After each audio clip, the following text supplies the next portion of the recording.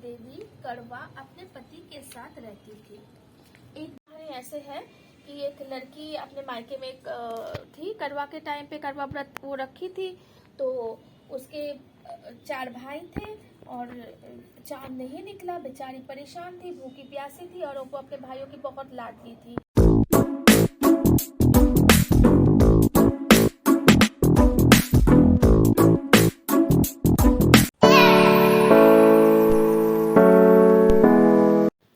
Hello YouTube family, कैसे हो आप लोग। उम्मीद करती हो आप लोग सब अच्छे से हो। ये मेरा करवा चौथ का ब्लॉग है जो 13 अक्टूबर को हुआ था। करवा चौथ था, तो मैंने इधर बहुत सजी धजी हूँ, लहंगा पहनी हूँ।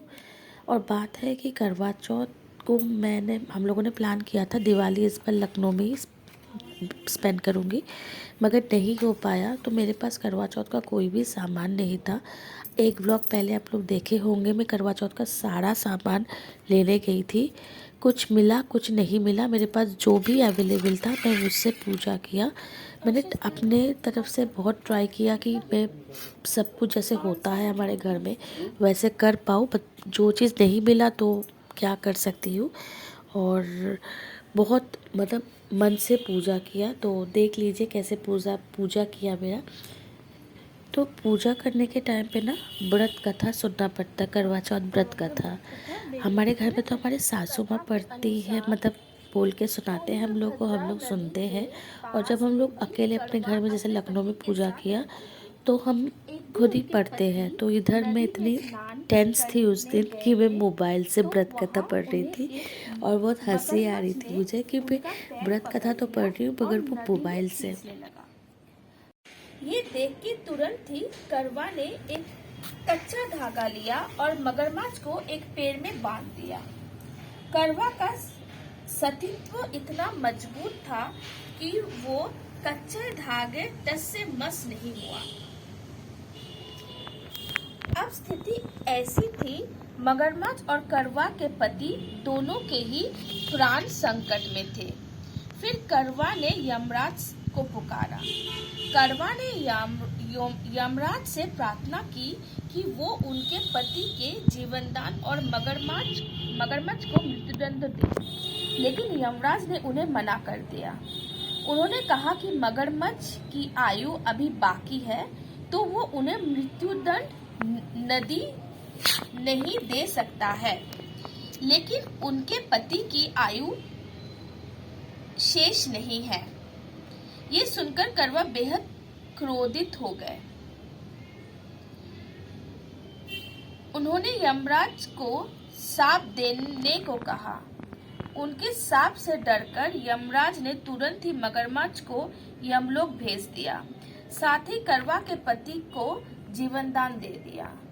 यही कारण है कि करवा चौथ जिनके मायके में कोई नहीं था, तो करवा के दिन ऐसे हुआ कि उनके जेठानी देवरानी के घर से सबके घर से करवा आया, मगर उनके घर से कोई करवा नहीं आया। तो वो बहुत दुखी थी और उनके सब ताने मार रहे थे, उनके ससुराल वाले उनका बहुत, कि देखो इनका तो कोई करवा ही नहीं पहुंचा। तो वो बेचारी बहुत दुखी थी। वो एक पत्थर के ऊपर बैठ के वो रोने लगी और उस पत्थर के नीचे एक नाग देव का नहीं है, मेरा कोई भाई नहीं है, मेरे माता पिता नहीं है, तो मेरे करवा नहीं आ पाया, इसलिए मैं दुखी हूँ।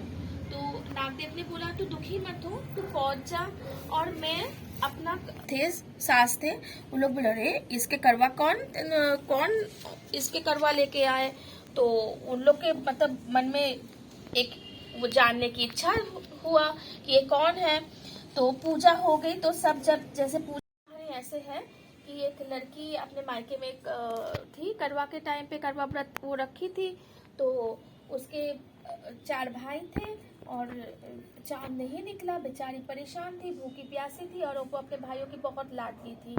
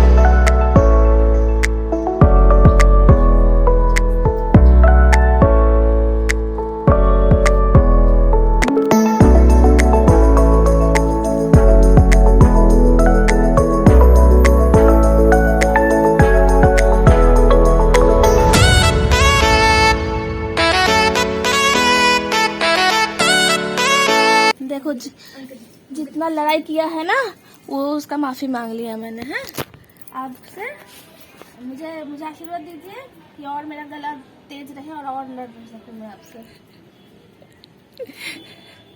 मिठाई तो खिलाओ, भूखी प्यासी है बीवी।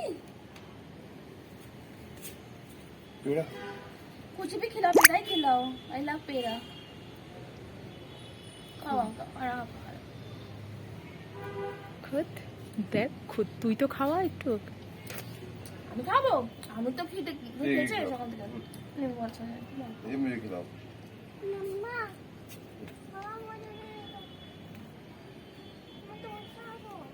ये लो, ये मुझे दे दो।